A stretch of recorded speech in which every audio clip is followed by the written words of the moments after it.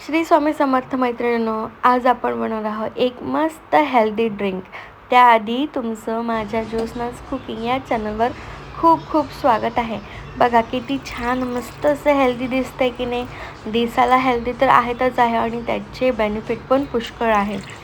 तर चला बघूया आपण कसं काय काय काय कृती वापरलेली आहे, काय काय पदार्थ वापरलेले आहे आणि मस्त हे ड्रिंक बनवायचं. रोज हिवाळा लागलेला आहे, आपल्या भाज्या पण आलेल्या आहे, मस्त भाज्या आलेल्या मार्केटमध्ये. तर त्यासाठी आपण घेतलेले मस्त एक लौकी, एक काकडी, अद्रक, हळद आणि एक आवळा. आवळा खूप छान आहे हेल्थसाठी, आपले केस म्हणा आणि केस म्हणा, डोळे म्हणा. लौकी पण खूप छान आहे वेट लॉससाठी. सोबत आपण हळद घेतली आहे, हळद तर छान आहेच आहे.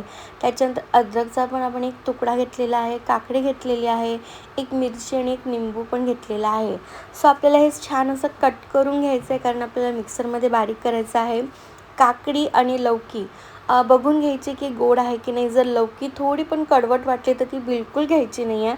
काकडी जर आपल्याला थोडीशी कडवट वाटली तर आपण ते कडूजा गोडजा करून आपण ते काढून घेऊया. बघा अशा पद्धतीने आपण भाज्या अशा छान चिरून घेतलेल्या आहे. जेवढ्या अवेलेबल आहेत तेवढ्या घ्यायच्या आणि अशा हेल्दी बघूनच घ्यायच्या. त्यानंतर मिरची पण घेतलेली, थोडंसं तिखटावा लागण्यासाठी आपण काळी मिरी पूड पण घालू शकतो, पण फ्रेश होते म्हणून आपण ते सर्व घातलेलं आहे.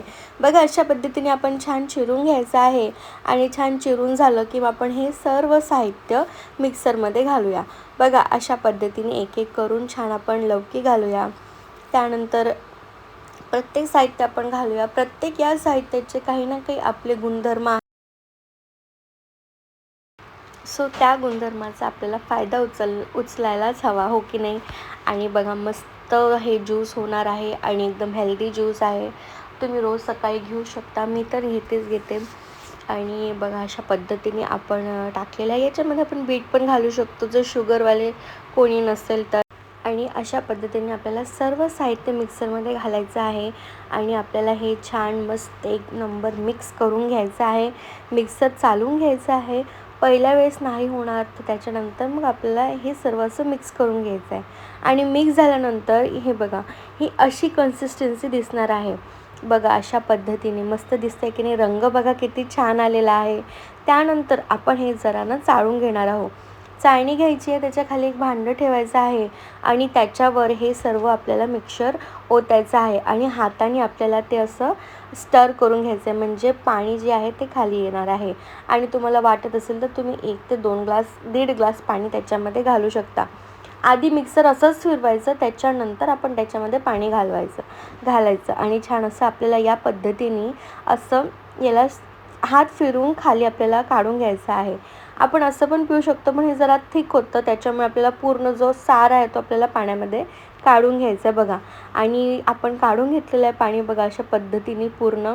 आणि त्याच्यानंतर आपण हे करूया सर्व. आणि जर तुम्हाला लागत असेल तर तुम्ही वरनं मीठ देखील घालू शकता. आवडत असेल तर नाही घातलं तर बेस्टच आहे, कारण आपल्याला सर्व गुणधर्म हवेत याचे.